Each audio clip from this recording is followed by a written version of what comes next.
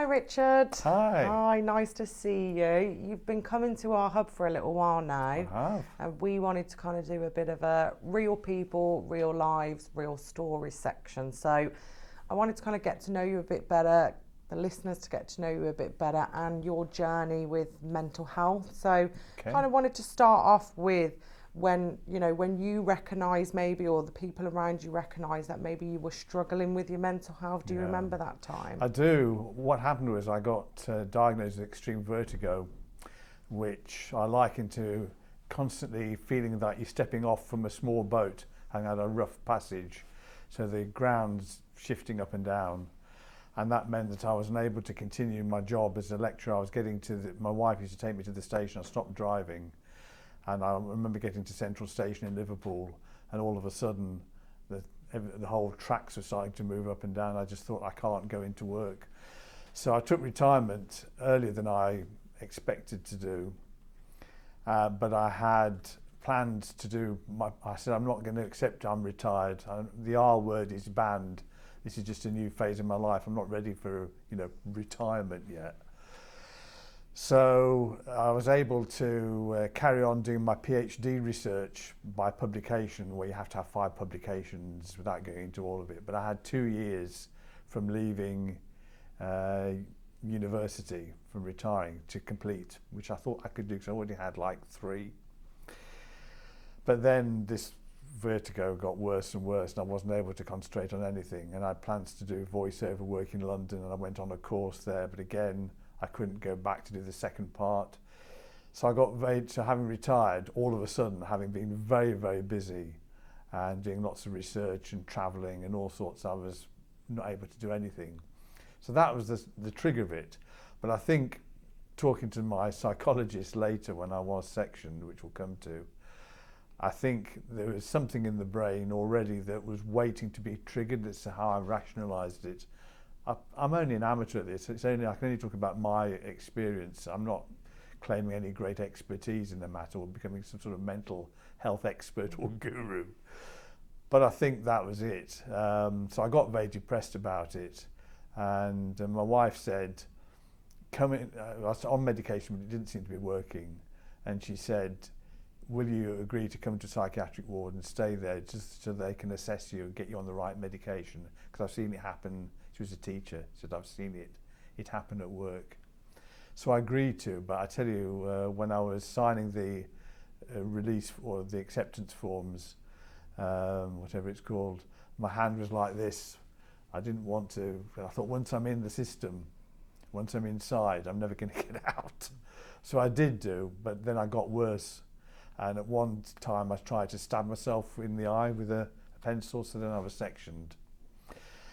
And eventually I got released, I got discharged, but I was still very depressed at home. Then Christmas came and went, New Year, which I don't remember anything about. And then going on to 5 years ago, COVID happened. So again, I wasn't going out at all, seeing anybody. And I didn't want to see anybody. I'd lost interest in the outside world. I couldn't do my PhD research, so that's all I knew really. I didn't have any hobbies. I'm no good at DIY. I'm not that interested in gardening. I don't play golf. So my whole life was my work really, and things related to it. So I was still very depressed. Then my wife suddenly got ill without going into her medical condition. I have to protect her medical privacy, but it's like the effects, without naming the condition, like somebody who suddenly had severe dementia but had a massive stroke on top of it. So she's mentally and physically incapacitated. And this happened over the space of a weekend.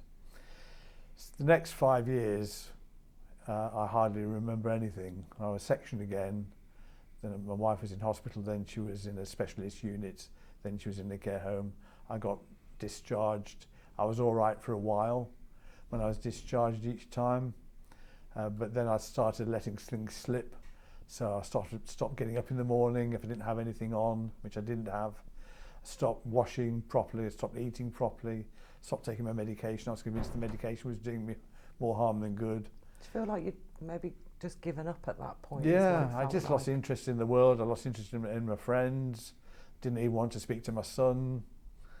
I was just in a bad way, and eventually I got Section 3 under the Mental Health Act, which means they can detain you for 6 months and have treatment against your wishes. And one of the things they wanted to do was to do conversion therapy, which I didn't want to do because they explained to me that it was like having an epileptic seizure. This is how they discovered that this worked when this is back in the 30s in Italy apparently, when they realised that epileptics, when they'd had a seizure, were a lot calmer, and it seemed to work. They thought, why don't we induce it for people who haven't got epilepsy, and see if people with depression, for example, see if it works. And I didn't want to, because I'd actually had a student, without naming him, but he actually had an epileptic seizure and died from it. So the idea of having it was really frightening. And I got into my head that the NHS were going to do me harm while I was under general anaesthetic, which apparently is quite common. So the very people who are trying to help me, I thought were my tormentors. So I was determined not to have it, and I literally fought against it. I refused to get dressed on the first morning. And I thought, well, and I was just lying in bed naked, and I just thought, they won't take me in if I'm naked. Oh, they did. They just threw a blanket over me and frog marched me into the ambulance. I was in Southport at this stage, and the treatment was at Wiston. So they decided, rather than keep transferring me by ambulance, they'd transfer me to Wiston. And there are actually 3 psychiatric wards at Wiston Hospital. There's a male and female, which is, I'd obviously been in the all male ones before. And there's one for over 65s, primarily for older acute patients. And they transferred me to that, still carrying on the treatment. And all of it, as soon as I got in that ward, I felt at home. It was a completely different experience from the other wards. But I'd already by this time had 2 or 3 sessions of ECT, and I realised they weren't going to do me harm. So I was accepting the treatment, and I also like the fact that, I must admit, they made a big fuss of you when it was your ECT day.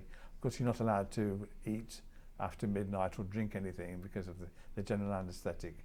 But as soon as you come round, it's like, would you like a cup of tea? Would you like a meal?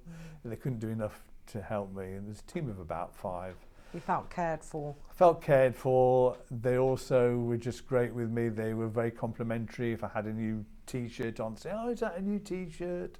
They held a surprise birthday party for me. And generally speaking, they were so supportive and helpful. And I just felt, and because I was one of the younger ones, most of them were in the 70s, the patients, I was one of the most physically active as well as mentally active. So when we were going on walks, for example, a lot of them were either using walking frames or were wheelchair users, and I was striding ahead. And so I felt like top of the class, and I was taking part in quizzes, and I was doing well there.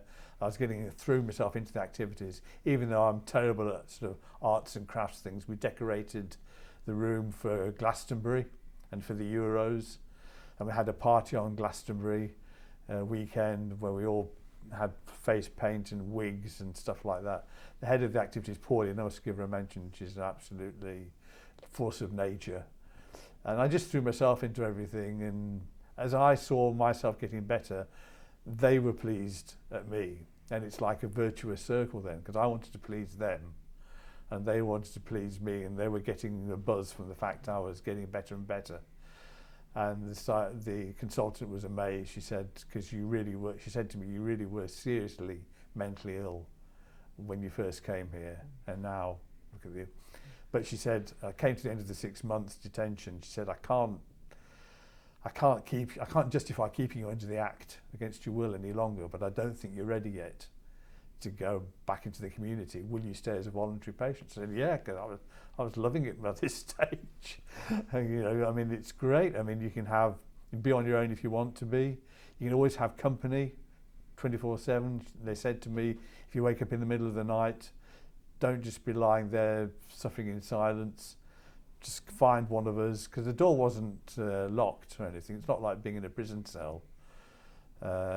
The other downside of that is they come in any time they want or observe you 24/7, so you don't get any privacy. But it was fine, and you have all your meals done for you. You haven't got to worry about anything. You haven't got to worry about washing your clothes or anything. So is it safe safe to say, Richard, that what I've picked up from that as well, apart from the the treatment being a really important part of you getting better, but also the attractiveness of like not being alone, not feeling the loneliness. Is that why when you came out of treatment you sought help with things like Come Together Hub and with the social workers? Well, I had two teams looking after me, and people say, oh, there isn't this follow-up treatment, isn't connected. Quite the reverse. I had the mental health team, NHS, based in St Helens, at Peasley Cross. And then I had the social services who were coming in to send carers twice a day, but also a company, because I still had panic attacks in supermarkets and things like that, so I wasn't fully integrated back into the community yet. But both those teams were really brilliant, and John and Rebecca I must give a mention for, because they got me involved in this group. And Rebecca came along and for the first few sessions, and so introduced me, because she was trying to find something that would work for me, my background in media. And I loved you guys straight away, and I was made so welcome. And I knew I was being accepted because they started taking the mickey out of me for being posh. So I thought they're accepting me now, so I love that. And then she got me involved in other groups. And since then I've joined outside groups called Meetup, which is like an app. And I've gone to places, to social events that I haven't known anybody, which was a big step forward, to just introduce myself. And gradually I've just got more and more confidence. I mean, I'm not ready yet to go like on an airport, go on holiday. Plus the fact I know as soon as I go abroad, my wife's suddenly going to get ill. I know that's going to happen. So I'm sort of stuck here within a few hours of the hospital as needs be, where she is at the moment as we record this. Yeah. But I'm so much better. Do you still find that you're transitioning from, even though, how long have you now been out of the hospital? 7 months as we record this. Do you still feel like you're in that transition from when you were in treatment? A bit. Coming I mean, out? they're keen to discharge me. But I'm under what they call a Section 117, which means you basically get social care even though you're integrated back into the community. And even though the council, social services have discharged me, I've still got a hotline number and I've still got that contact. And the NHS, I've said I still want some help in some of these social situations, particularly supermarkets, where I get panicky at the checkout. It's weird. I get self-conscious about people behind me in the checkout queue. I was in Liverpool last week. I had a panic attack because something happened that was unexpected. So anything that happens to me that's unexpected, I can't cope with. I get into a panic attack. I calm myself down and rationalise it, then I'm all right. But the immediate response is, oh, I can't do this, and I have hot flushes and my pulse is racing. I'm starting to sweat. So I'm still not there yet, but possibly I never would be. However, I couldn't have done what I'm doing now 6 months ago. So who knows, another 6 months and more, gradually just getting more and more confidence. Who knows what I might be capable for? I might be happy to go into an airport, and I mean, I used to hop on a transatlantic flight as easy as most people get on a number 92 bus. I travelled to Japan by myself, everything like that. So it's a big change. Of course, and I think, can you tell us a bit about where you are today? You said you're transitioning, but how is life today with the support that you get? Is it improving? It's great. Is it, yeah? Yeah, I mean, I've got something on every day this week until my wife suddenly got ill. I had to cancel things. But I'm out every day. I've not got too much. I've got my podcast, give that a plug, Richard Rudin Podcast, available from Spotify and Apple if you're on your usual podcast provider. They're not all about mental health. Some of them are about broadcasting. Some of them are about events in the world, things I feel I've got some background to, events at the moment because of my time in Germany and having to go through the Soviet sector as it was, the Russians. So I've got some views about Putin. Where can the listeners find, what is that under your podcast? It's called Richard Rudin Podcast. Richard Rudin, okay. All one word. If you look for that. I haven't got Alexa to recognise me yet, but I'm getting more and more hits, and gradually people. My big thing now is particularly get the word out about, or just breaking the stigma. And the lovely thing about being retired is I've got nothing to lose, because I haven't got a job to worry about. I haven't got possible promotion. People thinking, oh, he's a bit flaky, we won't promote him. I can just be completely honest with people, and I talk to everybody about mental health, particularly men. We know there's this huge problem with men not talking about mental health. There's a huge suicide problem. The biggest killer of men under 45 now, I think, is suicide, and a lot of it is depression, and a lot of that is because people won't talk about it because they think, oh, they're being soft and they're not in control. I just got to say, you know, it can happen to anybody. You don't have to have gone through a trauma like I went through to get depressed. It can just happen, and something just in the brain. There's a chemical or electric imbalance. This ECT, it's not for everybody, but if it's offered to you, don't be frightened of it and take it, because it's been a game changer for me. Definitely, that was the breakthrough. Yeah, and thank God that there was a breakthrough, and I think that kind of, you know, shows that, you know, when we accept help, whether it's against our will or not, like you said, you know, that there is help out there, and sometimes it's controversial, but we're here to break that stigma, because some things are just labelled that way, right? And it's obviously helped you, and we're just always happy to have you, Richard, and you know, you give us all so much inspiration, and I just wanted the listeners out there to the podcast to know that, you know, a bit about your story, and I'm sure we'll have you back in the future to find out a bit more. Oh, that's great. So thank you so much, Richard. Thank you for sharing and being so vulnerable. Thank you very much. You're very welcome.